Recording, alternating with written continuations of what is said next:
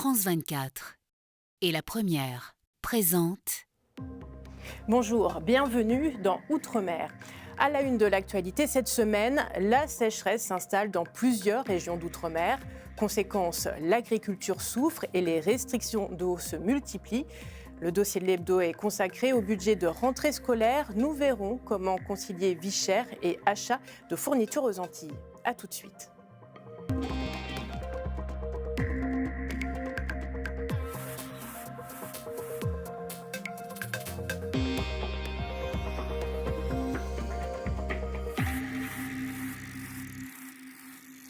Des alertes au manque d'eau dans plusieurs régions d'outre-mer, de la Caraïbe au Pacifique en passant par l'océan Indien, la sécheresse s'installe.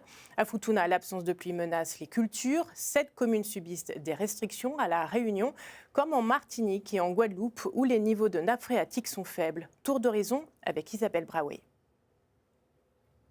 La sécheresse touche plusieurs territoires ultramarins des 3 océans. Dans l'Atlantique, en Guadeloupe, c'est la Grande Terre et la Désirade qui sont déjà en alerte sécheresse. En Martinique, malgré la saison des pluies, le déficit est lui aussi alarmant. Un tiers de la ressource habituelle s'est évaporé. Conséquence, il n'y a plus d'eau courante. Les coupures sont désormais imposées aux habitants.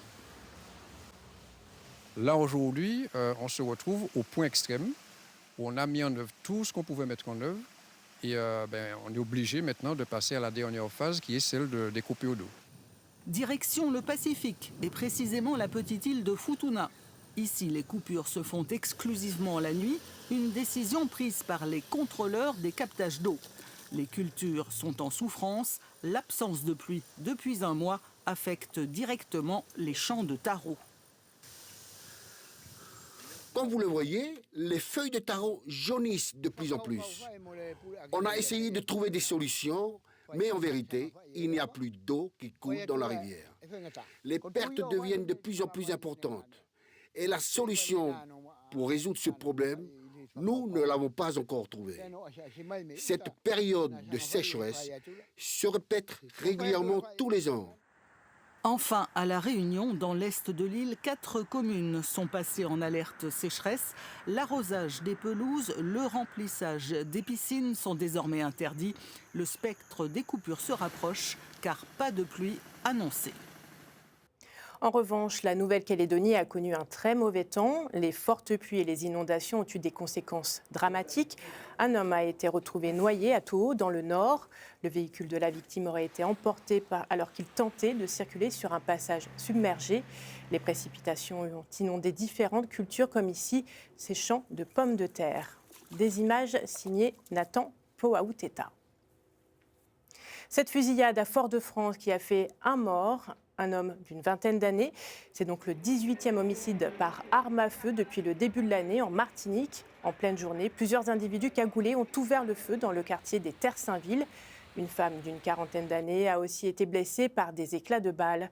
Selon nos informations, elle serait une victime collatérale. Pour le président de l'Azerbaïdjan, certains territoires d'outre-mer sont toujours des colonies. Une déclaration qui ne passe pas inaperçue dans le Pacifique.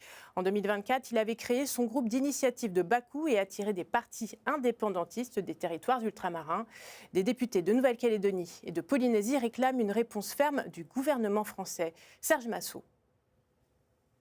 Ilham Aliyev persiste et signe. Le 13 juillet, le président de l'Azerbaïdjan a insisté une nouvelle fois sur la lutte contre le colonialisme en ciblant la France. On ne peut pas au XXIe siècle posséder des colonies situées à des dizaines de milliers de kilomètres et où les gens ne veulent pas de vous. Il y a 2 ans déjà, lors de la conférence mondiale sur le climat organisée à Bakou, il avait dénoncé la répression des émeutes en Nouvelle-Calédonie. Les partisans de la France dans les Outre-mer s'inquiètent. 3 députés du Pacifique ont signé un courrier au ministre des Affaires étrangères dans lequel ils dénoncent une insulte envers la France et demandent une réponse ferme du Quai d'Orsay. On défend la souveraineté de l'Ukraine sur le Donbass, on défend la souveraineté du Maroc sur le Sahara occidental, on défend la souveraineté du Danemark sur le Groenland, mais la souveraineté française, la nôtre, sur des territoires d'outre-mer qui en plus ont choisi librement la France, contrairement au Karabakh, on n'entend pas le gouvernement. Le geste diplomatique attendu maintenant, c'est la convocation de l'ambassadeur de l'Azerbaïdjan par notre ministre des Affaires étrangères, et puis des sanctions économiques. Mercredi, le ministre de l'Intérieur, Laurent Nunez, a présenté un projet de loi pour lutter contre les ingérences étrangères, mais sans évoquer l'Azerbaïdjan. C'est un projet de loi qui vise à donner à l'État les moyens de faire cesser rapidement la diffusion de contenus qui sont manifestement inexacts, trompeurs ou susceptibles de porter atteinte aux intérêts fondamentaux de la nation. Fin 2025, Jean-Noël Barrot, le ministre français des Affaires étrangères, avait déjà convoqué l'ambassadeur d'Azerbaïdjan, mais sans effet sur la liberté de parole du président Aliyev. Comment préparer la rentrée quand tout augmente? Certaines familles anticipent déjà les achats de matériel scolaire avant la hausse des prix d'ici septembre.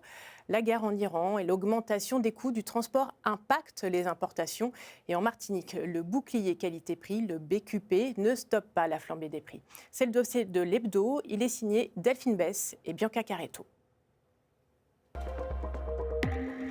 Le bouclier qualité-prix, une liste de 14 produits dits essentiels, du stylo bille au cahier, en passant par l'effaceur. Le détail a été validé avec les professionnels en préfecture en septembre dernier. Les prix sont restés les mêmes, pour un total qui ne doit pas dépasser 21 €. Hélas, cela ne suffit pas à rendre la rentrée accessible à tous. Acheter les papeteries, c'est-à-dire les cahiers et en même temps les livres. Mais moi, je ne peux pas acheter tout d'un coup. J'achète d'abord les petits matériels et puis après les livres, quand j'ai l'argent, j'achète. Pour cette maman de 5 enfants, le BQP n'est pas non plus une solution à l'inflation. L'année dernière, on trouvait des cahiers de 96 pages, au moins à 90 centimes ou 80 centimes. Là, on est passé à 1,30 €. Donc c'est quand même énorme. Même si cette enseigne dit avoir maintenu le prix de 400 références depuis l'an dernier, la guerre en Iran et son impact sur le prix des hydrocarbures se ressent dans tous les rayons. On a eu toute une vague d'augmentation, je dirais, entre avril, mai, juin, quand les achats de rentrée scolaire étaient déjà passés auprès des fournisseurs. Donc il y a des hausses qu'on a pu éviter sur cette rentrée, il y en a d'autres qu'on a subies quand même. Et donc des arrivages de marchandises sur les mois qui arrivent où il y aura encore des hausses. Dans sa chasse au petit prix, cette famille aussi fera tous les magasins après avoir pris soin de faire l'inventaire du matériel de l'année dernière. Une seule exception.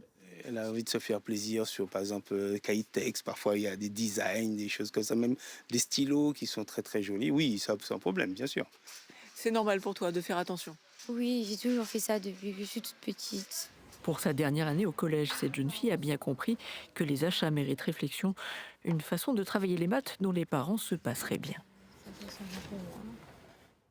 Un ancrage des bateaux qui respecte l'environnement, c'est possible et c'est en Guadeloupe. À Bouillante, des bouées de mouillage avec éco-récifs sont en cours d'installation. Ces blocs de béton sont également des lieux de vie pour la biodiversité. Les explications, Eric Stimpling. Une grue de 60 tonnes au beau milieu de la baie de Malandure. L'image est peu banale, l'engin est pourtant indispensable pour achever un chantier vieux de 7 ans, celui de la zone de mouillage et d'équipement léger de la commune de Bouillante. En tout, 63 mouillages répartis sur 3 sites. C'est bon, on peut envoyer l'éco-récif numéro 23. Ce matin, la société Sogetras achève le chantier de Malandure Nord. 23 ancrages de 5, 8 et 17 tonnes doivent être positionnés entre 3,50 m et 10 mètres de profondeur. L'idée de faire des éco-récifs dans une zone qui est quand même très touristique met en avant aussi le principe d'avoir un ancrage qui est responsable.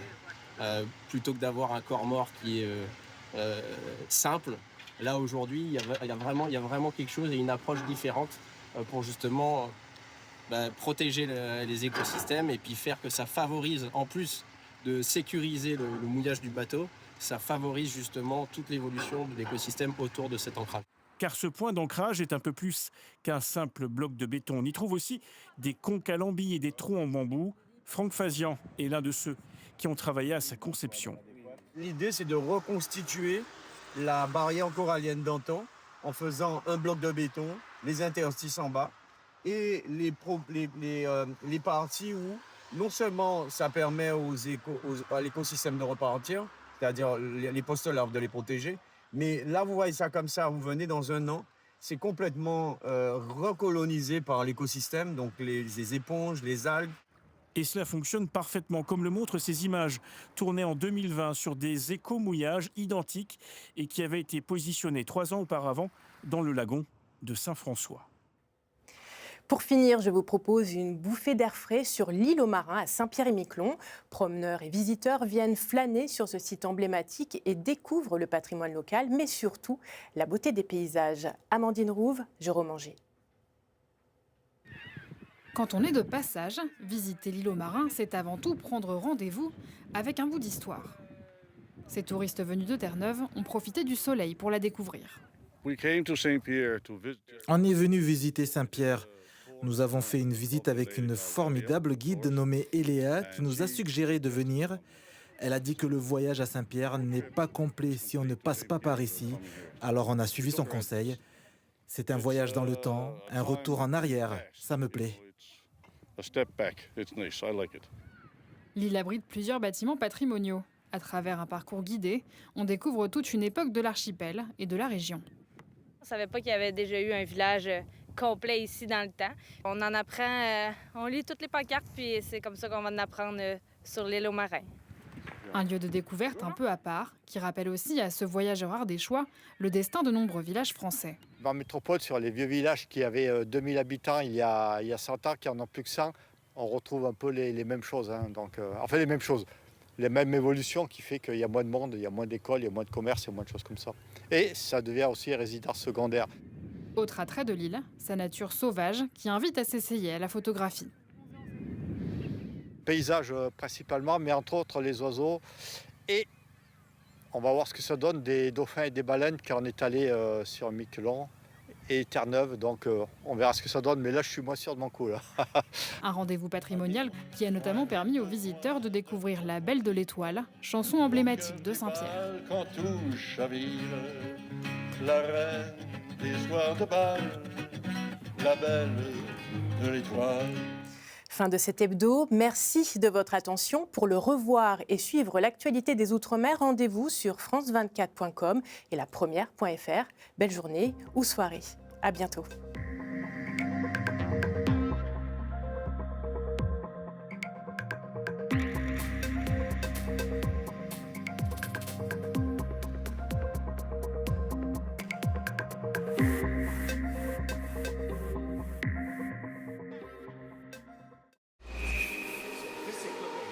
Il y a une énergie communicative que vous ne trouverez pas ailleurs, un peu comme à San Francisco. Soit vous êtes l'employé d'une start-up, soit vous tentez de monter votre propre business. Bangalore, la Silicon Valley de l'Inde. En 25 ans, la mégapole est devenue un géant de la tech. Course à l'intelligence artificielle, bouleversement du travail, mais aussi explosion urbaine et pression sur l'environnement. Nous avons reçu un email de la direction qui annonçait que l'IA allait être totalement intégrée au sein de l'entreprise et que du coup, il n'avait plus besoin d'avoir autant de salariés. Qu'il s'agisse de lacs, de cours d'eau ou même de pâturage, les promoteurs ont tout pris pour bâtir des tours résidentielles, des appartements, des villas, des hôtels, sans compter les usines, les industries ou encore ces immenses technopoles. Bangalore, ombre et lumière de la tech indienne, à voir sur France 24.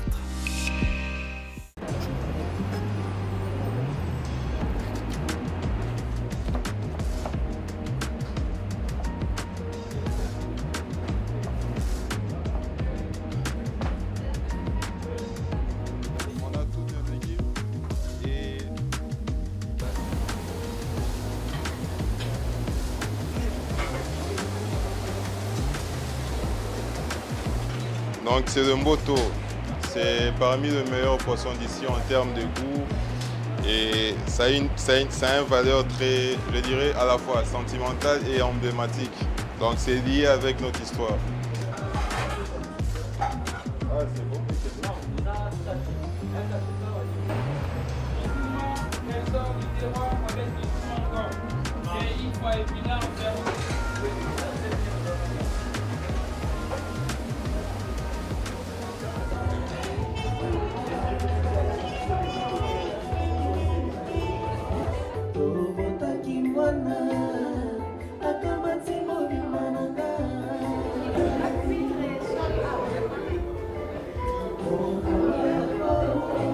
On On parle souvent de la RDC pour la musique ou bien on parle souvent de la RDC pour la guerre.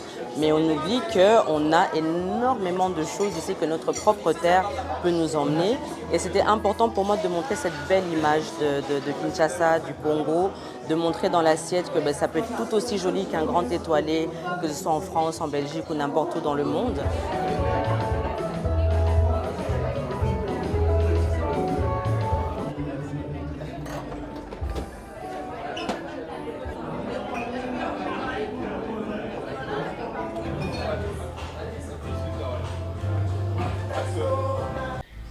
Regardez la météo avec Tramier, une huile d'olive vierge extra, sans résidus de pesticides, pour prendre soin de vous et de ceux que vous aimez. Tramier, transmettre le goût, le vrai.